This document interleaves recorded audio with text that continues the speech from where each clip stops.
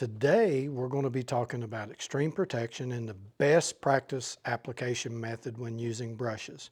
When you open your container, especially if it's been opened before, previously used, be careful about taking the lid off of it. When you take the lid off of it, you don't want to scrape it on the side or pull any product that may have dried on the inside of the lid and it fall back into your extreme protection polyurethane.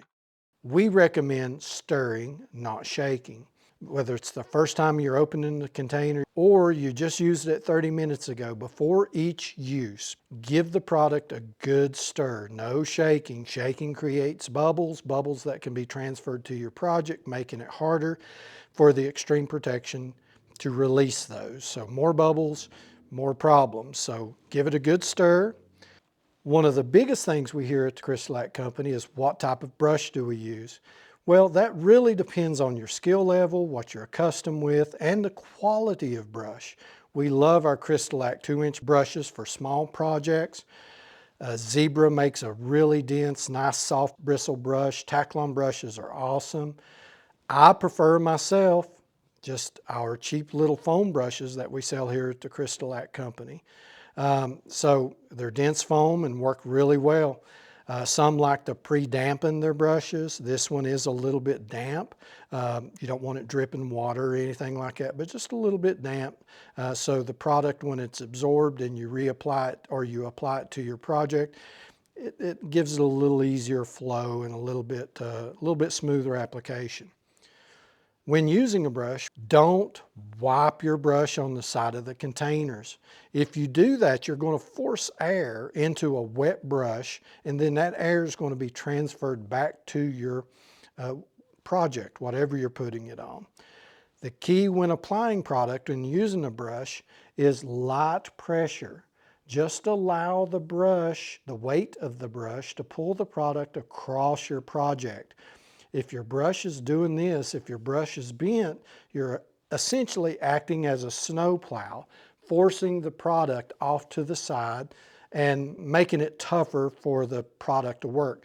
We've put the work in the can so you don't have to work putting it on your project. Next in line is how to load your brush. We recommend the dip and drip method. You just dip your brush in, let it soak up for just a second, and like I said, instead of wiping it on the side of the container, dip, pull it up and let it drip. Give it a little twirl. You've got it nice and loaded. Man, that extreme protection looks great. Then come over to your project. Now I like to start about 3/4 of the way up the project and pull that across. Notice how my brush isn't bending at all. Just the light weight of the brush is doing the job. We're not rubbing it in like sunscreen. Another dip, drip. Finish the other side of this. Put a little extra on there so I can pull it back the other way. Nice light pressure. While you're doing this, say 3 or 4 minutes later, you come back and you look and you see, oh no, I missed a little spot. Don't worry about it. Extreme protection levels so well that your second coat's going to fill in those missed spots. Now I'm just going to give it an overall little wipe. And as you can see, all those little tiny micro bubbles that's coming up out of the wood and that were transferred over with my brush are going to pop as the product dries. It's going to be dry to the touch in about 15 to 30 minutes or so, ready to recoat again in about 2 hours when doing wood projects like this.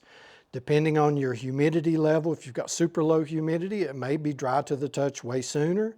If you've got super high humidity and the air is concentrated with moisture, it may take it a little bit longer to dry. So we always recommend doing a practice piece, seeing how the product works for you and your skill level and in your environment.